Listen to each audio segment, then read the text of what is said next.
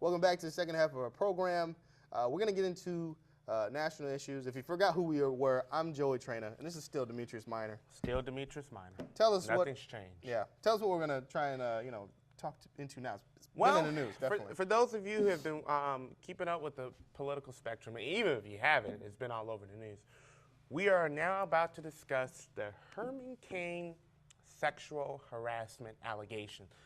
I do want to make clear that we say sexual harassment because, a lot of people are saying it's sex allegations, and so far that has not been the complaint at all. Sexual harassment allegations, and we couldn't avoid it. We got Herman Cain's #1 supporter here. We got if he's not a walking, talking Herman Cain flag, then then who isn't? So, but it's been all over the news. Here's how it started. Yeah. Now, I was very questionable of this report in the first place. Not just because I'm a Herman Cain supporter. It started from Politico, and it broke at around 9:35 p.m. on a Sunday night, which is a very odd time to break a headline story because usually by then, I don't want to say like the press is shut down, but not that many people are going to be tuned in at that time of night. Usually you wait for like Monday morning, it'd be fresh off the press, headline news, whatever. It broke Saturday night that there was apparently one or two women who said that Herman Cain sexually harassed them. In the report from Politico, there were no names. Politico, right, Politico.com. No names were given, very vague details. One of the things that really raised my curiosity was that one of the women said that, well, there was no overtly sexual gesture that was given, but it made the woman uncomfortable. Okay, well, if there's no overly sexual gesture, then how is it sexual harassment, So anyways, this has supposedly occurred in around 1999. Yeah, this is not recent, but this was back when Herman Cain was head of the National Restaurant Association, which he was head of from 1996 to 1999. Right. Okay. And so these two women now have who have not been, their names have not been given, have these allegations. Well, there was somewhat of an investigation which led into a settlement with the two, and they are still receiving payments of, correct? Well, one received a year settlement of $35,000. Okay. Now, that right there tells me that this case obviously was probably blown out of proportion or was not a major deal. Now, if this was a settlement of $500,000 up into the $1 million range, then I think the Cain campaign will have some serious issues and that this will be something that can really devastate the campaign. However, and I think it's important to know that just because a settlement was arranged does not mean there was necessarily wrongdoing. I mean, business people face charges. Well, but unfortunately, it also means that there wasn't necessarily not. You're right. It does hurt. It definitely doesn't help the Herman Cain campaign. There are definitely ways I think he can defend from it, or it can be underplayed. But well, I wouldn't say it hasn't helped because yesterday and Monday he experienced some of the biggest online fundraising ever. I believe he raised to about $350,000 in one day online, and if anything, a lot of people is viewing this as possibly a smear attack, something that doesn't have a lot of meat or a lot of juice to it. Right. So if anything, it has intensified his support. Right. Now, on that same note, I'm not here to paint Herman Cain as an angel of light or some kind of saint, but from what I'm seeing so far, barring some more elaborate details, like you said, it's probably a witch hunt. So you think this will just blow over? Or well, prior to me getting to the studio, I read a report that one of the accusers wanted to waive her confidentiality clause and tell her story. Now she's having second thoughts. So Joey, it just seems like there's a lot of confusion, and I mean, I don't know. I do predict that this is no big deal and it probably will blow over. Okay. Well, I mean, it's interesting. I'd say probably. I think the evidence, the amount of the settlement, how long ago it was, those all help the case for Herman Cain's innocence, or at least. And he's had plenty of people come out in his defense. Sure, it helps his defense. Right. I think what probably hurts Herman Cain the most are his own words, because on the news of questioning whether he had been accused of sexual harassment, right, his initial response is, "Well, have you ever been accused of sexual harassment?" Right, and that is not a very confident sounding right, and he has response. come out, and I kind of agree with it. The way that he responded could have been better. I don't think that's going to affect the way people think as far as if he's innocent or not. I think it does go to show. Well, and then he says, I'm sorry, go ahead. Right. It needs to show that he probably needs to get the campaign more equipped when it comes to something of this magnitude. Now, of course, I look at it many ways. He was in Washington, D.C. with a full schedule, speaking at the American Enterprise Institute, speaking at the National Press Club. I mean, he has a lot of things going on.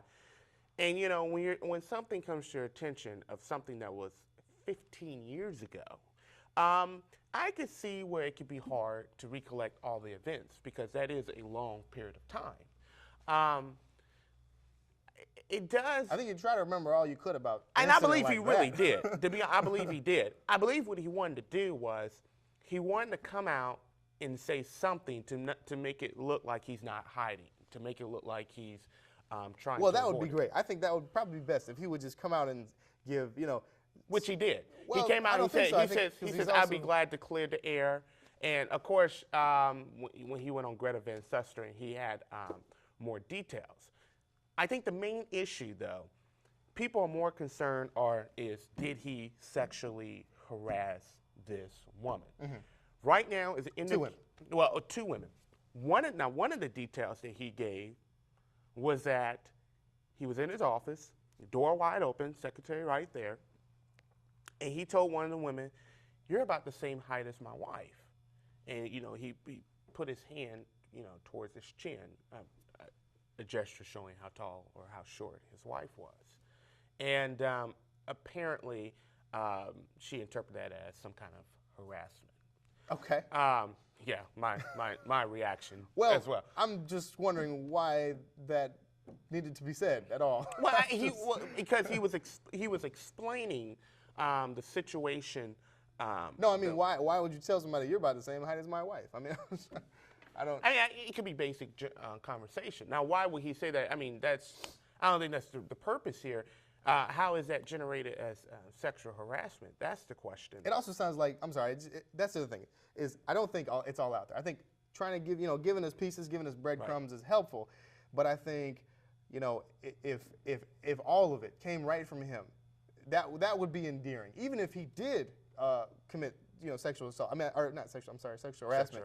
I think with all his support, I think all his supporters, I think, you know, they're confident they're going to vote for him anyway.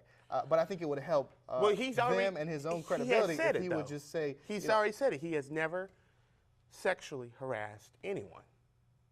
Okay, well that's and he can say that because the settlement was made and you know it's and he has people who has backed and he's running for president. I mean that's that's of course, and that's something to be expected.